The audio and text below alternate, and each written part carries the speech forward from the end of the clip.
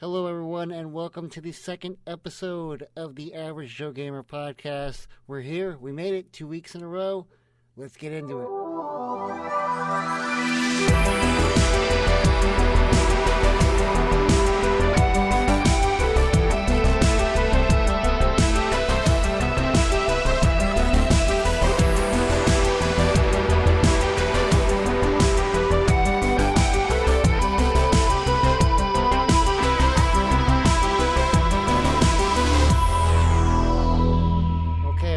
Welcome to the second episode of Average joGamer podcast. Today, we're going to be following up with last week's This Day in Gaming History, where we talked about Tiger Woods 99 with some Easter eggs. I'm going to let you know what happened there. We're going to touch on what happened in this day in gaming history, which is, as of recording, is of January 21st, 2025. So we're going to look at other things that happened on January 21st in the past. I'm going to give you some updates on Galaxy of Heroes, what I'm wanting to play, and that'll be it. So, let's get into it. We're going to start with this day in gaming history. Right now, as of recording, it's January 21st. So, looking back over the years, what's been going on? In 1998, Resident Evil 2, 27 years ago, was released for the PlayStation 1. This is obviously a huge follow-up to Resident Evil 1, which came out for the PlayStation 1, blew everything out of the water. I mean, the Resident Evil 1, personally, for me, is my favorite, but Resident Evil 2 really made it into a franchise. Like, the first one, it's kind of a contained story. It could have been ended right there. It gives you a little bit of tease on things, but it could have ended right there. Resident Evil 2, they just expanded it in every way. Resident Evil 1, again, set in a mansion. Resident Evil 2, you got the whole Raccoon City that you're going through. They put it on the 2 discs. You know, you have your Leon disc, your Claire disc. Just a phenomenal game. Then 1 year later, which is 26 years ago, Super Smash Brothers on the Nintendo 64 was released. Again, you know, it's Mario, so it's going to turn into a franchise anyway, and it's going to be successful anyway. But Super Smash Brothers, I mean, it took over fighting games. Yeah, and sometimes you don't think about it. You don't think about, like, Mario Kart is, like, the most successful racing game. Or you don't really think of Smash Brothers sometimes as the successful fighter. You think of, like, Street Fighter and all that other stuff. But, you know, money-wise and popularity-wise, Smash Brothers is huge. So that was released in 99. Then, 10 years later, we have in 2009, Skate 2 was released. Just recently, EA finally said that they're going to make another Skate, so we're looking forward to that. I signed up, I think, for testing on that, but I never got anything official. I don't know if it's just because it hasn't started yet or what, but we'll see if I can get into that. That was 16 years ago. That's PS3 360.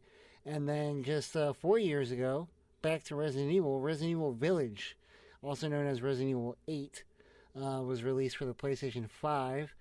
This is kind of like in the middle of Resident Evil's revamp, right? So they had Resident Evil 6. Well, let's go back even more. Resident Evil 1, 2, and 3 is the PlayStation trilogy, right? And then you have 4, 5, and 6. 4, and there were things in between, like Code Veronica and stuff, but 4 was when they kind of refreshed the formula. They weren't doing the tank controls anymore. They ended up doing an over-the-shoulder camera, which just redefined gaming, literally. I mean, so many games use that style and that control after that. So then it was a little bit more action-y, less horror-y, but the horror was already kind of leaving even in Resident Evil 3. So then you have 5, right? So the first trilogy, PlayStation 1 through 3. Then 4, 5, 6 is a little bit more action-oriented. 5 is more action than 4. 5 also was the first co-op Resident Evil, and I actually love it. As a co-op, I loved it. Had a blast. And then 6 is where it jumped the shark. It went overboard. Way too much action. Way too much story. Way too much, in a bad way, story. Just too much. So the reason I bring that up with Village is because 7 and 8 are the latest trilogy, and it was kind of a beginning of a trilogy, and it was kind of a reset. Just like 4 was almost like a reset. it's still a continuation of the story, but what they do gameplay wise is a reset. So seven kind of went back to basics. It went back to being scary again, and then you have Village. Village is almost like a Resident Evil 4, where it takes the scary that's still there, but it kind of ramps it up a little bit with action. So Village was a fantastic game. I absolutely loved it. My only regret with that is I played 7 for the first time. I played that in VR, and it's one of those moments in gaming that I'll just never forget. It's like the first time you saw 3D games, the first time you saw Mario Brothers platformer, like the first time that I really fully played a VR game, especially since it's Resident Evil, which is my favorite franchise. Was just an awesome experience. And Resident Evil 8 or Village, when it first came out, was not in VR. Kind of bummed me out. Then later they released it on VR, and I actually haven't played it in VR yet.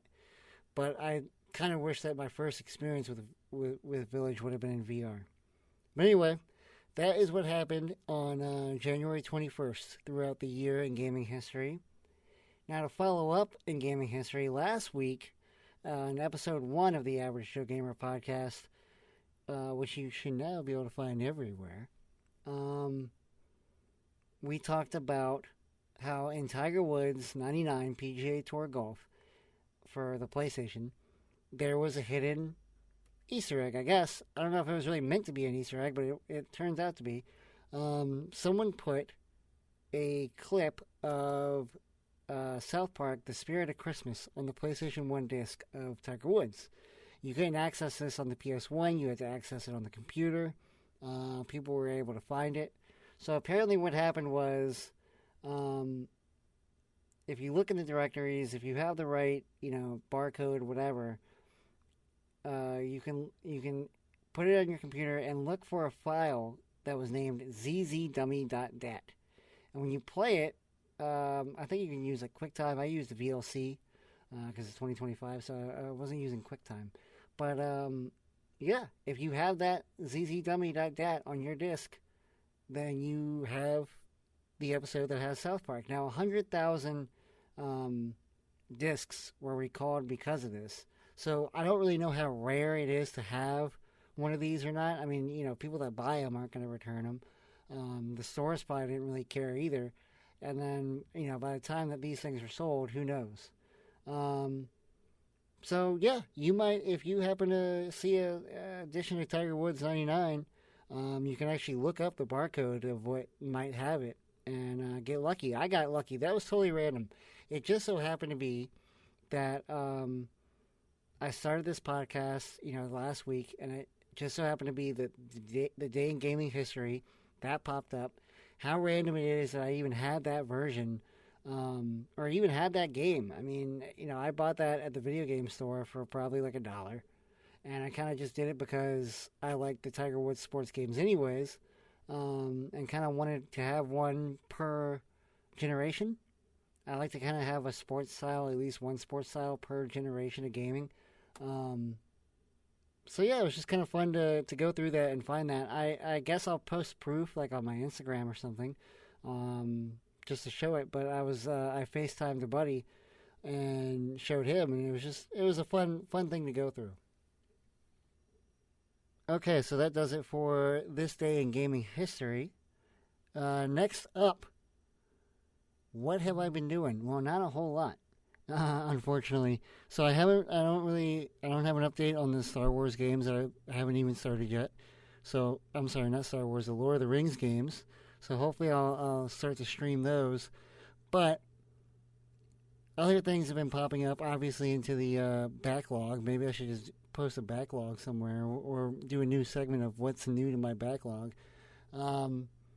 Because of just conversations at work. I want to play, and again, this day in gaming, so it's in the air. It's just in the atmosphere. Resident Evil Remake, the Resident Evil 1 Remake. I'm kind of itching to play that now. But I want to try not to, because I want to do the Lord of the Rings games first, so it's on the backlog. Other games that are kind of popping in my head, Destiny a little bit, maybe, probably not. But again, just at work, we've been talking about raiding and multiplayer games, co-op kind of games, and so I was just having a big conversation today about um, doing MMOs and interacting with people, and then the discords of writing down the strats and all that stuff, which is what I did in my own Discord. I had a Destiny section, or have a Destiny section, and we would post strats and share strats of what to do in certain areas. What weapons to use, what burns to use, all that good stuff. So I think that part of it is what I mainly miss. So it's just kind of fun talking about that today. That doesn't mean that it's necessarily going to drag me into playing that game again. That kind of aspect was kind of fun. It was something to do, all the time. But other things that I am doing at the moment is Star Wars Galaxy of Heroes. Obviously, like I said last time, that's something that I touch on every day. So I can tell you a little bit more about what's new there. Not new to me, but new to the listener here. We did, I say we because it's a group of 4 of me. A group of 4 of my friends, myself and 3 friends, that kind of move together if we do move guilds. We're into a new guild now. That guild is definitely better than where we were. I just don't want to talk trash about where we were because there was nothing wrong with where we were. It was just more of a laid-back guild. So guild history, there's a lot. But basically, not the last guild, but the guild before that, we had a great group of people. Had a falling out with one of the officers there, which happens. That's fine. But through that, me and my 3 friends left that guild and found a more laid-back guild. But it was getting better rewards. So it was like a move up. It was like a step up, 2 steps up, 1 step down kind of thing. But through us leaving, ended up making a buddy from the former guild and talked to them more often and just kept in touch. Didn't talk, we didn't talk like every week or anything like that, but just kept in touch every so often about how's the raid going, how's the guild going, et cetera, et cetera. And then, finally just said, hey, we were invited to join their guild. So we did that recently, and just we're all 4 of us are loving life. It's there's accountability, there is actual reminders, and people are helping each other out. It's a nice Discord, and yeah, we're enjoying it. We are currently farming Mandalore, which is Bo-Katan. So again, if you don't play the game, like I said last week, it's kind of a character collector game, right? So certain characters are locked behind other characters. So Bo-Katan, for example, when I say Mandalore farm, Bo-Katan, you actually have to have 4 other characters to be able to unlock Bo-Katan, which is Kelleron Beck, Paz Vizsla, IG-12 and Grogu, and then Beskar Armor Mandalorian. Once you have all 4 of them unlocked and up to Relic 7, which is like if you upgrade all your gear, you upgrade gear to your max gear level, then you relic a character, then you can relic them up to 9 as of right now. But so if you get them all up to 7, you'll be able to unlock Bo-Katan. That's what I'm working on. Like I said, I have 2 of them done. I just finished Kelleron Beck. I got Beskar Mandalorian done a couple weeks ago. But the Kelleron Beck is a fun one because it basically just created a new team for me, because I was able to put on the Omicron, which is Omicrons are basically like special.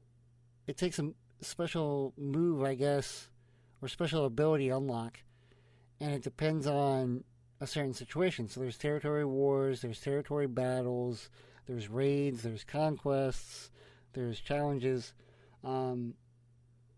Kelleron Beck's Omicron is a territory war Omicron, so it helps him out in territory wars, which is the guild versus guild PvP. So since I was able to put all that on there, Well, now I have a new team that I didn't really use before because I have Killer on Beck, and then I'm going to support him with other Jedi like Mace Windu, Jedi Knight Anakin, Cam, and probably Barriss Offrey, and I'll have a new team now. So that's kind of cool. That also helps me out with the raid. I was getting around like 2.7 mil in the raid, and I shot all the way up to, I don't know, what was it, like 3.2 or 3.4 or something like that. So I got the 3 million personal reward, and then also I got my newest high score. So that's always fun to do. It's nice when you're farming something where it helps out in multiple areas, and that's what this did. This is going to help out in Territory War. This is going to help me out in GAC because it's going to give me another team. And then it helped me out currently in the raid for however long this raid lasts. So that's fun. My other major farm is Ahsoka, which I'm as far as I can be without paying. So, like right now, I have everything done except for the people that aren't farmable, except for Sabine. Sabine recently became farmable, so I can start farming her now. And then once I get her to 7-star, then I'll bring her up. Yeah. So that's new with Star Wars Galaxy Heroes. Oh, another tidbit. I'm thinking, maybe, if they're down for it, the buddy that got us into our current guild, maybe I'll have him on here one day. And we can talk and kind of interview, I can kind of interview him and ask him questions about Galaxy Heroes and whatever else he's into. And so I think that would be fun. I think if I can get, any of my friends, if they want to get on here and just kind of chit-chat about what they like in gaming or whatever, maybe we'll do that. I'm not going to force anyone to, but if they want to, that would be cool. Yeah. So that's it. Other entertaining stuff. My wife and I started The Pit on Amazon, which I think is only 15 episodes. It's basically ER. But the way that I think they have it set up is that the entire season is one work day at the hospital, and each episode is 1 hour for that day. So it'd be the one season of 15 episodes would be a 15-hour shift. So we started episode 1 a couple days ago, and we both actually really enjoyed it, so we're going to keep going. And I guess I'm watching that show now. Movies, I haven't really dove into anything yet. My music player, I am adding some music to that. Like I went to a used bookstore the other day and added a bunch of things to that. Another entertainment kind of style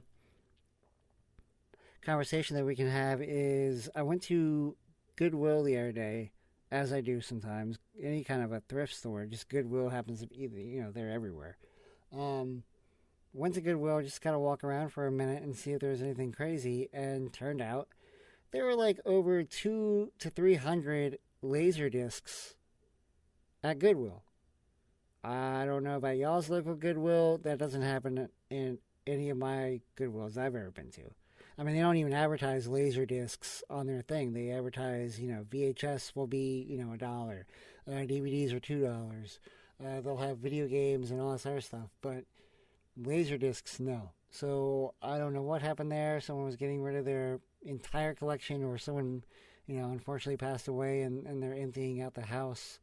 Someone's emptying out the house, but it was just kind of fun because it was those kind of conversations pop up because you see other people that are looking at them, and then one guy was really into him. He's talking about how he has like some $3,000 player that was made in Japan only, but he's naming like the model and he's naming all this information on it, so I kind of believed him.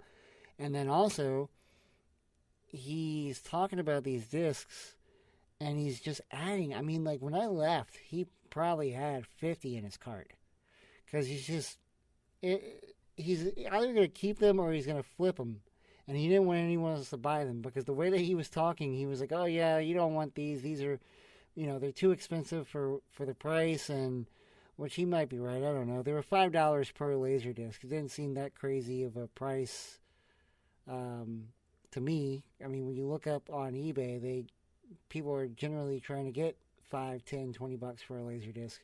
So it didn't seem that bad to me, but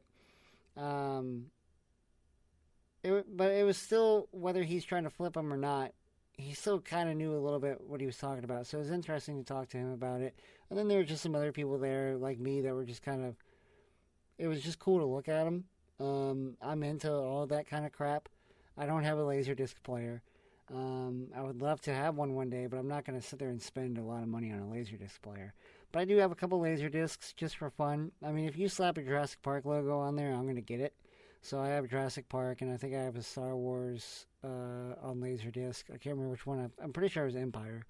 And then there I picked up Once Upon a Time in the West and Once Upon a Time in New York. So that was kind of a fun thing to randomly see. But other than that, that's about it. It's kind of a shorter episode this go round.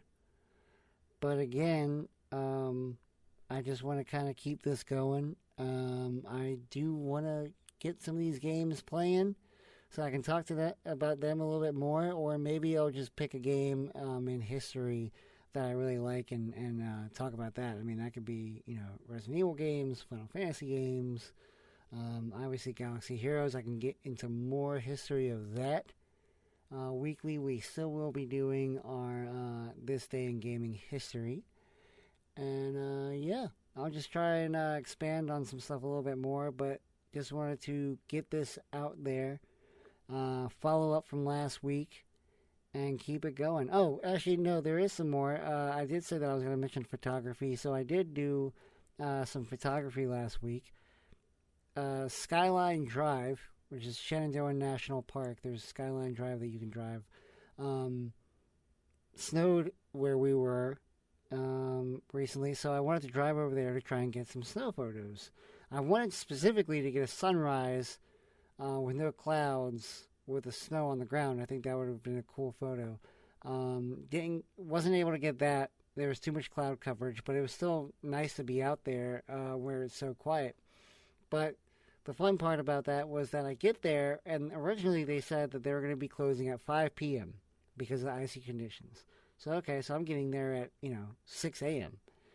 And I'm just driving around, and I'm going the normal speed limit. And then, because the roads were fine where I was at, and then there's a downhill, and I kind of hit the brakes a little bit, and the car's just like, nope, you're not stopping. It kind of skids a little bit, so I pumped the brakes. It wasn't anything too scary where I actually thought that something bad was going to happen, but it was still just a moment of like, okay, let's not even go the speed limit. Let's drop this back down to like, the rest of the trip I was doing like 10 to 15 miles per hour. Because it was definitely skidding. Even when I was trying to turn, it was skidding. Just a nice little wake-up call, I guess, early in the morning. And then at like around 7:30 or 8 in the morning, I'm still there, and I get a text message update saying that they've closed the park, which I've never been inside the park when it's closed. Drove to the exit, not immediately, but I drove to the exit, and the gates are down. So that kind of freaked me out for like a second. But then, you can see clearly that they closed the gates, but they don't lock you in. They can't lock you in. So just moved the gate and then got out of there. But it was fun to get out and take pictures again. I will also be putting those onto my Photos by Joe B Instagram. If I do the South Park episode, that'll be on the Average Joe Gamer Instagram. Remember, I have one that's gaming related, and then I have one that's just landscapes and portraits and stuff. So I'll be doing that soon. Not a whole lot. I didn't really get a whole lot of photos of Shenandoah that I enjoyed, but it was still peaceful to be there. It was fun to be there, and I might do it again this weekend if there's no cloud coverage, to try and get that shot of the sun coming out and glistening over the snow there. But yeah. Thanks again for watching or listening. I'm sorry. And then next week we'll be back. I'm going to try and get these to be dropping on either Tuesday or Wednesday. I'm late this week because last night I had to work late. There was a 2-hour delay in school, so I had to stay at work 2 hours late. So I want to try to get on a schedule of maybe recording these like on a Monday and then releasing them on a Tuesday.